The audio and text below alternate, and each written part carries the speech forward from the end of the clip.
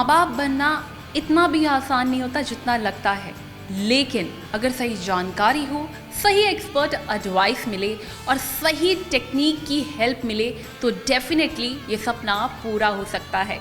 और इसलिए आज हम पहुँचे हैं दिल्ली के ART फर्टिलिटी क्लिनिक में, जहां हम जानेंगे कि IVF ट्रीटमेंट होता कैसे है, एम्ब्रियोलॉजी लैब यहाँ पर किस तरीके से काम करता है और कैसे यहाँ पेशेंट जो उम्मीद के साथ आते हैं उनका वो सपना पूरा किया जाता है। तो चलिए जानते हैं, देर किस बात की है।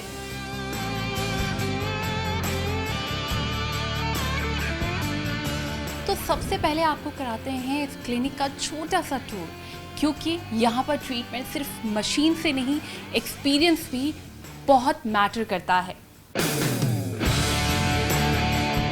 साफ सुथरा वातावरण, प्राइवेसी का पूरा ध्यान, आरामदायक वेटिंग एरियाज और हर स्टेप पर ट्रेन्ड स्टाफ की मौजूदगी, ताकि मरीज खुद को सहज महसूस करें।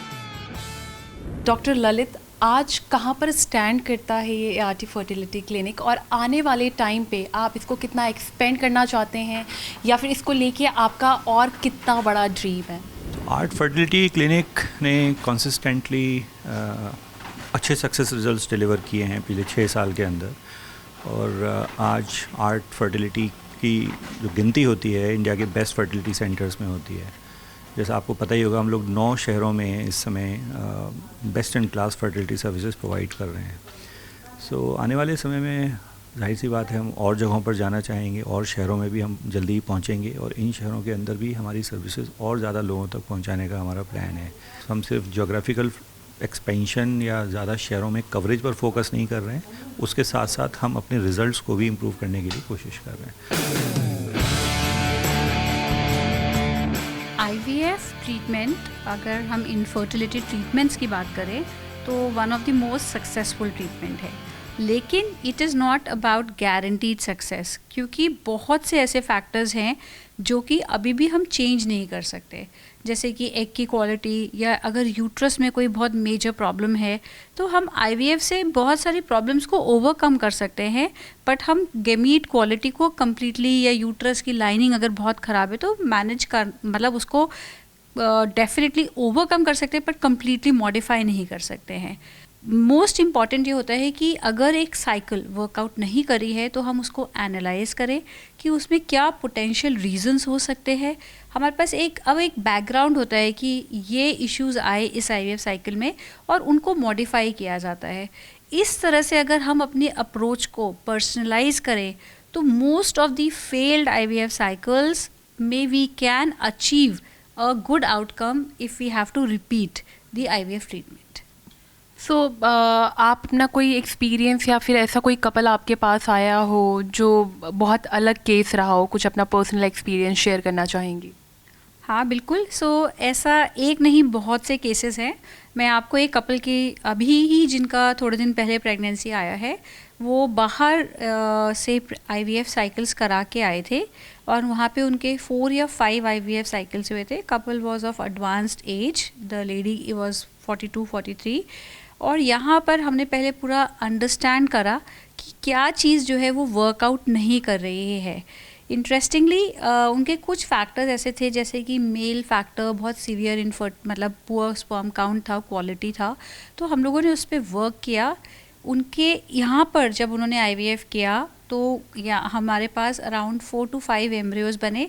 हमने उनको फर्दर जेनेटिक टेस्टिंग द्वारा टेस्ट किया, क्योंकि वाइफ की जो एज है वो ज़्यादा थी, तो देयर इज़ अ रिस्क कि उनमें एम्ब्रियो एब्नॉर्मलिटी आए। और अल्टीमेटली जब हमारे पास रिजल्ट आया कि हेल्दी एम्ब्रियो है, हमने एक एम्ब्रियो उनके यूट्रस को भी प्रिपेयर करा। तो ऐसा नहीं है कि एक ही बारी में पूरा ट्रीटमेंट हो गया, उनको एडिनोमायोसिस था जो कि थोड़ा ओवरलुक हो रहा था, तो उनके यूट्रस को पूरा प्रिपेयर किया और फिर एम्ब्रियो ट्रांसफ़र किया, और आई थिंक आज वो 4 months प्रेग्नेंट है। सो ये अभी रीसेंट केस है। ऐसे ही एक और पेशेंट थे जिनके पहले कभी कोई IVF में उन्होंने भी 4-5 साइकिल्स कराए थे, कभी कोई मैच्योर एग ही नहीं आया था। हमने उसको भी अंडरस्टैंड करने की कोशिश की और IVF ना करके एक डिफरेंट टेक्नोलॉजी यूज़ किया जिसको IVM कहते हैं, क्योंकि हो सकता है कि उनके कोई रिसेप्टर में डिफेक्ट आ रहा हो। उससे हम लोगों को एक ब्यूटीफुल एम्ब्रियो मिला और वो हमने जब ट्रांसफ़र किया तो उनको प्रेगनेंसी आई। सारे मिथ्स हैं सोशल मीडिया पे सर्कुलेट होते रहते हैं, तो क्या आप भी इस तरीके के पेशेंट्स जो हैं देखती हैं, कभी आते हैं इस तरीके के पेशेंट्स? या डेफिनेटली हम डेली पेशेंट्स को देखते हैं जो बहुत सारे मिथ्स उनके होते हैं, डाउट होते हैं आईवीएफ को लेके। तो सबसे इम्पॉर्टेंट पहला जो मिथ है और डाउट है फॉर द फर्टिलिटी सेंटर, वो ये होता है कि उन्हें लगता है कि फर्टिलिटी स्पेशलिस्ट से मिलना मतलब ओनली आईवीएफ। तो मैं ये क्लियर करना चाहूँगी कि ऐसा नहीं है कि हर केस में आईवीएफ करना पड़ता है। ये पेशेंट के फैक्टर के बेसिस पे डिसाइड होता है कि हम किस तरह के ट्रीटमेंट को अप्लाई करेंगे या देना चाहेंगे पेशेंट को, क्योंकि ऐसा नहीं है कि इनफर्टिलिटी हॉस्पिटल में ओनली आईवीएफ होता है। बेसिक ट्रीटमेंट से लेकर अगर इवन हार्मोनल इम्बैलेंस को ट्रीट करने के साथ में और हाईली एडवांस ट्रीटमेंट तक हम सब कुछ यहाँ पे करते हैं पेशेंट के फैक्टर के बेसिस पे। तो फर्टिलिटी सेंटर से घबराने की ज़रूरत नहीं है और राइट टाइम पे एडवाइस लेना बहुत ज़रूरी है। दूसरा जो मिथ होता है आईवीएफ से रिलेटेड, वो लोगों को ये लगता है कि ये बहुत ज़्यादा पेनफुल प्रोसीजर है। तो लोगों को लगता है कि बस इसमें तो बहुत ही पेन होता है। तो ये मैं क्लियर करना चाहूँगी कि ऐसा नहीं है, बहुत पेनफुल प्रोसीजर नहीं है। ड्यूरिंग स्टिमुलेशन आईवीएफ में डिफरेंट स्टेप्स होते हैं। तो पहला जो स्टेप होता है ओवेरियन स्टिमुलेशन का, इसमें इंजेक्शंस लगते हैं। इंजेक्शंस बहुत माइन्यूट नीडल के साथ में होते हैं, तो ऐसा कोई पेन नहीं होता है। इसके बाद में ओवम पिकअप जो प्रोसीजर होता है वो ऑपरेशन है एक तरीके का, लेकिन वो अंडर एनेस्थीसिया होता है, बेहोशी में होता है, तो उसमें भी कुछ नहीं पता लगता है। एंड उसके बाद में भी थोड़ा बहुत लोअर एब्डोमिनल डिस्कम्फर्ट हो सकता है, बट ऐसा कोई मेजर पेन नहीं है। एंड जो एम्ब्रियो ट्रांसफ़र का जो प्रोसेस होता है वो विदाउट एनेस्थीसिया होता है, वेरी सिंपल प्रोसीजर होता है। तो एज सच आईवीएफ में कोई भी पेन इस तरीके से मेजर कोई पेन नहीं होता है। तीसरा जो एक कंसर्न है, लोगों को लगता है कि आईवीएफ करा रहे हैं इट मीन्स कि हमें जॉब छोड़ना पड़ेगा या हमें कंप्लीट रेस्ट। इवन प्रेग्नेंट होने के बाद में भी जो आईवीएफ प्रेगनेंसी है वो पूरे 9 महीने तक हमें बिल्कुल बेड से नहीं हिल सकते। तो ये भी एक बहुत कॉमन क्वेश्चन है जो पेशेंट पूछते हैं। तो इसका भी मैं आंसर ये देना चाहूँगी कि ऐसा कुछ नहीं है। आज के टाइम में most of the people and specially women all are working, so सब अपने वर्क के साथ में ही आईवीएफ करा सकते हैं और प्रेगनेंसी कैरी कर सकते हैं। कुछ टाइमिंग्स होते हैं और अपनी प्रेगनेंसी के फैक्टर के बेसिस पे ये डिसाइड होता है कि आपको क्या रेस्ट की ज़रूरत है या नहीं है। आईवीएफ से कोई रिलेशन नहीं है कि एक्स्ट्रा रेस्ट करना पड़ता है। एंड एक और डाउट लोगों को बहुत होता है कि हमारे जो गैमीट्स हैं वो मिक्सिंग हो सकते हैं या मतलब ये भी एक रिस्क होता है क्योंकि बहुत सारे पेशेंट का ट्रीटमेंट होता है। तो इसके लिए भी मैं आपको ये समझाना चाहूँगी कि बहुत ही स्ट्रिंजेंट टेक्नोलॉजीज़ हैं और मेथड्स हैं जिसमें मिक्सिंग होना इज़ अ 0% चांस, बिल्कुल हो ही नहीं सकता।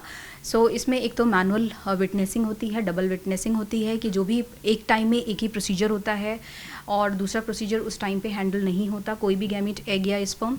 जब एक ट्रीटमेंट ओवर हो जाता है तभी दूसरे पेशेंट के जो एग्स और स्पर्म्स को डील किया जाता है। एंड उसमें भी एक पर्सन जो भी डील कर रहा है और साथ में second person will do the witnessing कि कोई भी मिक्सिंग का कोई भी चीज़ का कोई चांस नहीं हो।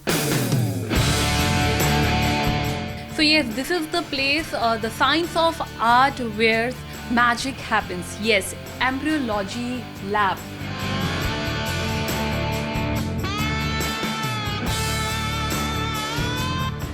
अब हम पहुँचे उस जगह पर जिसे आईवीएफ ट्रीटमेंट का सबसे इम्पॉर्टेंट पार्ट माना जाता है। Yes, embryology lab. आमतौर पर आम इंसान इस लैब को देख नहीं पाते, लेकिन असली साइंटिफिक प्रोसेस इसी लैब से शुरू होता है। और कैसे ये एम्ब्रियोलॉजी लैब काम करता है, किस तरीके से जो है पेशेंट के एम्ब्रियो यहाँ पे ट्रीट किए जाते हैं, इन सब पर सारी जानकारी देने के लिए मैं बात करूँगी एम्ब्रियोलॉजिस्ट डॉक्टर सुरलीन से, जो हमें सारी डिटेलिंग बारीकियों से बताएंगी।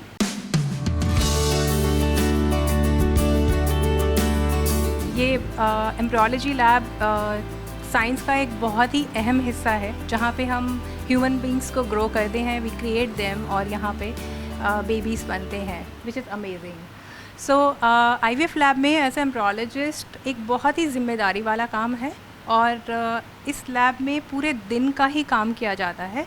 यहाँ पर एग की सिलेक्शन होती है, फिर उस एग्स को हम डाल के एक डिश में, क्लीन डिश में, उनको बिल्कुल अच्छे से एग्स को क्लीन करके एक डिश में डाला जाता है। सो इस कल्चर मीडिया में एक डिश से दूसरी डिश, और फिर उस कल्चर मीडिया में हम उसको 3 घंटे के लिए रखते हैं, इंक्यूबेट करते हैं। ये हमारा पहला स्टेप हो गया जिसमें हमने एग्स को स्क्रीन किया।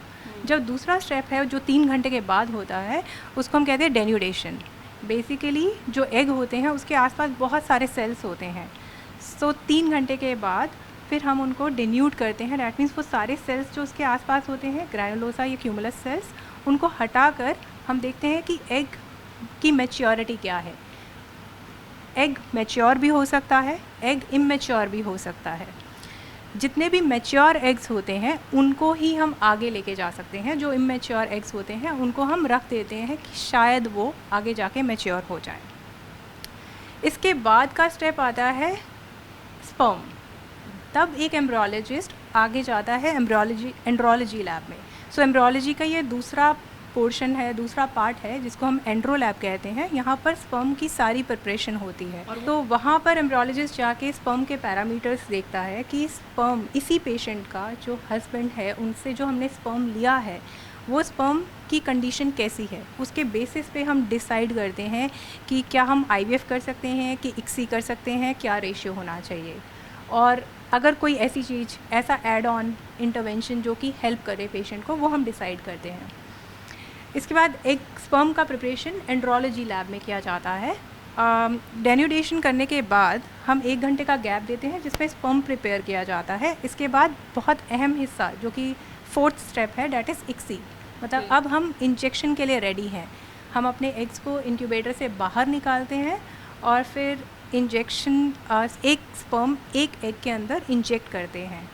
फिर इंजेक्शन करने के बाद उसको एक नए कल्चर मीडिया में डाला जाता है और उसको वहाँ पर अगले दिन सुबह तक छोड़ दिया जाता है, ये देखने के लिए कि वो एग अब फर्टिलाइज़ हुआ कि नहीं हुआ। सो एक एम्ब्रियोलॉजिस्ट का काम होता है कि एग के अंदर स्पर्म डाल देना। वो अगले दिन हम देखते हैं कि वेदर वो एग फर्टिलाइज़ हुआ कि नहीं हुआ, एंड जो भी होता है वो हम एक अपनी रिकॉर्ड शीट होती है उसके अंदर लिखते हैं, जहाँ पे सेकंड एम्ब्रियोलॉजिस्ट जो है वो लिखता है और एक एम्ब्रियोलॉजिस्ट, माइक्रोस्कोप है हमारे पास, वहाँ पर हम देख के उसको असेस करते हैं कि नॉर्मल फर्टिलाइजेशन कितनी आई है इस पेशेंट के लिए। डे 3 पे हम उसको फिर से असेस करते हैं और देखते हैं कि कितने अच्छे एम्ब्रियोज हैं और कितने पुअर हैं। सो 3 कैटेगरीज होती हैं, गुड, एवरेज एंड पुअर के तरह से उसको मार्क कर दिया जाता है। इस असेसमेंट के बाद हम उसे वापस अंदर रख देते हैं डे 3 पे। तो डे 3 पे सिर्फ हम असेसमेंट करते हैं, उसको एक नया कल्चर मीडिया देते हैं, नई डिश में डालते हैं एम्ब्रियोज को और वापस रख देते हैं। फिर आता है डे 5। डे 4 पे कोई असेसमेंट नहीं होता, डे 5 पे हम फिर निकालते हैं और अब हम देखते हैं कि डे 5 पे कितने एम्ब्रियोज पेशेंट के लिए बने। इस लैब की ऐसी कौन सी टेक्नोलॉजी है जो इसे अलग बनाती है? इस लैब की एक बहुत ख़ास बात है। पहली बात यह है कि जितने भी इक्विपमेंट्स हैं वो बेस्ट एंड हाई स्टैंडर्ड्स के हैं। दूसरी जो अहम बात है कि इस लैब में हमारे पास, अगर आप जहाँ भी देखेंगे, हर सिस्टम जो है वो there is a count of 2 for all the equipments. तो इससे ये फ़ायदा होता है कि एक तो फेलियर, अगर कभी कोई सिस्टम फेल कर गया, सपोज़ हमारा इंक्यूबेटर है जहाँ हम बच्चों को ग्रो करते हैं, या फिर ICSI स्टेशन है जहाँ पे हम इंजेक्ट करते हैं, अगर कोई सिस्टम फेल हो जाता है तो हमारा काम नहीं रुकता। Advanced IVF technology, modern embryology systems, international standards और हर प्रक्रिया में क्वालिटी प्रोटोकॉल्स, इन्हीं सब के साथ यहाँ इलाज को और बेहतर बनाने की कोशिश की जाती है। सो ये वही लैब था जहाँ से सारी IVF की ट्रीटमेंट प्रोसीजर शुरू होती है। सारी बारीकियों को ध्यान रखा जाता है, एम्ब्रियोज का बहुत बारीकी से ध्यान रखा जाता है, कुछ भी कंफ्यूजन ना हो, कुछ भी गड़बड़ी ना हो, इस बात का बहुत इम्पॉर्टेंटली ध्यान रखा जाता है। इलाज सिर्फ मशीनों से नहीं, एक अच्छा एक्सपीरियंस, केयरिंग स्टाफ और सही गाइडेंस से भी बनता है। इसी सोच के साथ यहाँ मरीजों की सुविधा का पूरा ध्यान रखा जाता है। दिल्ली का ART फर्टिलिटी क्लिनिक तो मैंने आपको दिखा दिया। अब टाइम है गुड़गांव के ART फर्टिलिटी क्लिनिक का थोड़ा सा ब्रीफ लेने का। हम अंदर जाके बात करेंगे पेशेंट से और डॉक्टर से पेशेंट से हम जानेंगे उनका एक्सपीरियंस और डॉक्टर से हम जानेंगे कि किस तरीके के पेशेंट के साथ वो किस तरीके से डील करते हैं। तो फिर देर किस बात की है, चलिए अंदर चलते हैं। मैं जानना चाहूँगी आपसे कि आईवीएफ ट्रीटमेंट का नाम सुनते ही सबसे पहले आपके मन में कोई सवाल आया था या फिर कोई डर था, क्या था उस वक्त मन में? एक्चुअली जब मैं आईवीएफ ट्रीटमेंट के लिए आई थी तो मैं काफ़ी ज़्यादा सेल्फ मैच्योर्ड थी इस चीज़ को लेके कि मैं ये ट्रीटमेंट करवाना चाहती हूँ, क्योंकि मुझे एक हेल्दी बेबी चाहिए था कम्प्लीटली, और मैं नहीं चाहती थी कि उसे किसी भी तरीके का जेनेटिकल डिजीज़ हो और किसी भी तरीके की मतलब ऐसी कोई भी चीज़ हो जिससे मुझे फ्यूचर में अपने बच्चे के लिए दुख हो कि यार मैं अगर इस ट्रीटमेंट के लिए चली जाती और मेरे बच्चे को ये नहीं होता तो कितना अच्छा होता। इसलिए मैंने ये डिसीजन लिया कि मैं आईवीएफ के लिए जाऊँगी।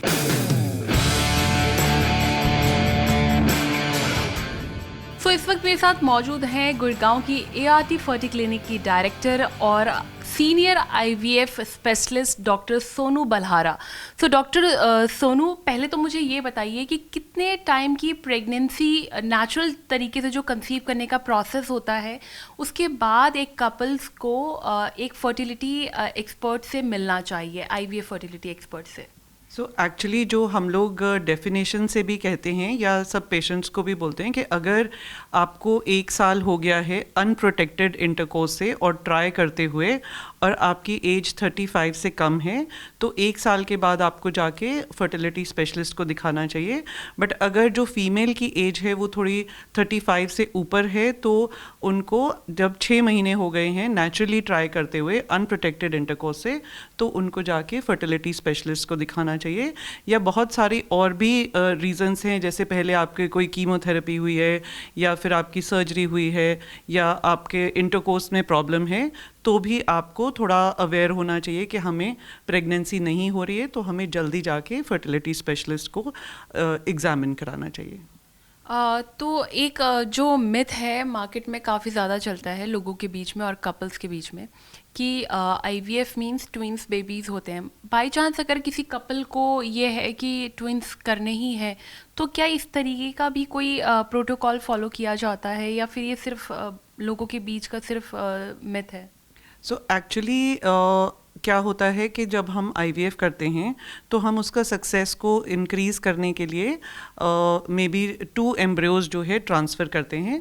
बट अगर किसी कपल को सिंगल बेबी चाहिए, एक्चुअली तो हमारा एम होता है कि एक सिंगल बेबी हेल्दी बेबी हम कपल को दे पाएँ। सो बहुत सारी कंट्रीज़ में ये रूल भी हो गया है कि सिंगल एम्ब्रियो ट्रांसफ़र करना है, बट वो यूजुअली टेस्टेड होता है।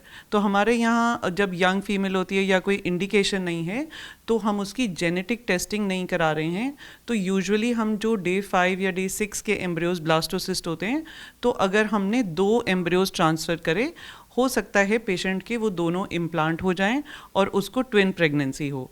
बट अगर किसी को सिंगल चाहिए तो हम सिंगल एम्ब्रियो ट्रांसफ़र करते हैं और उससे हम पेशेंट को प्रेगनेंसी कॉम्प्लिकेशंस भी कम होती हैं और सिंगल हेल्दी बेबी जो है वो अपने घर लेके जाते हैं।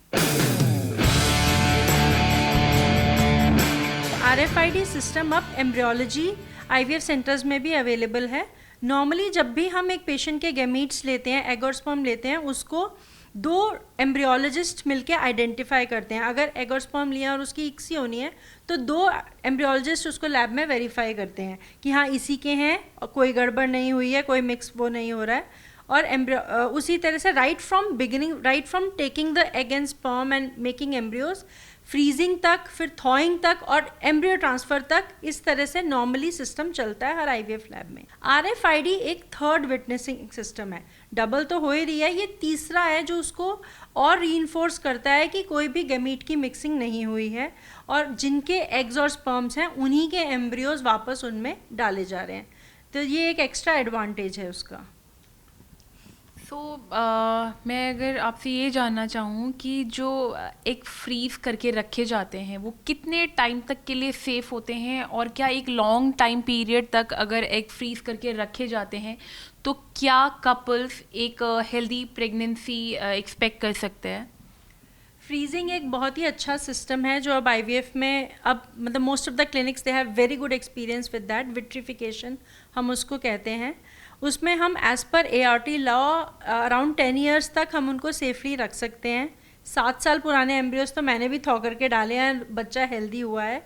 जितनी भी स्टडीज़ हैं, फ्रीजिंग और थॉइंग से एम्ब्रियोज ख़राब नहीं होते हैं। जैसे फ्रीज़ किए थे, जिस ग्रेड के किए थे, मोस्टली वैसे के वैसे ही निकलते हैं। 1-2% या मैक्सिमम 5% अगर उनकी ग्रेडिंग में रिडक्शन आई या जो थे ही एवरेज, वो हो सकता है ख़राब हो, लेकिन अदरवाइज़ वो ठीक ही रहते हैं। तो it is a very safe method and even for couples who are not planning pregnancy immediately and they are in the advanced stage, उनमें egg reserve कम है, वो अपने एम्ब्रियोज फ्रीज करा के रख सकते हैं, बाद में यूज़ किया जा सकता है। कैंसर पेशेंट्स अपने एग फ्रीज करा के या स्पर्म फ्रीज करा के रख सकते हैं, जब ट्रीटमेंट ख़त्म हो जाए तब वो इनको यूज़ कर सकते हैं, जब वो हेल्दी हैं। Girls who are postponing pregnancy और any disease like even endometriosis, those patients they go for repeated surgeries और उससे उनके एग रिजर्व कम हो जाता है। वो भी अपने पहले एग फ्रीज करा के बाद में सर्जरी करा के and then they can keep it when they want, they can use it. तो vitrification has really revolutionized IVF.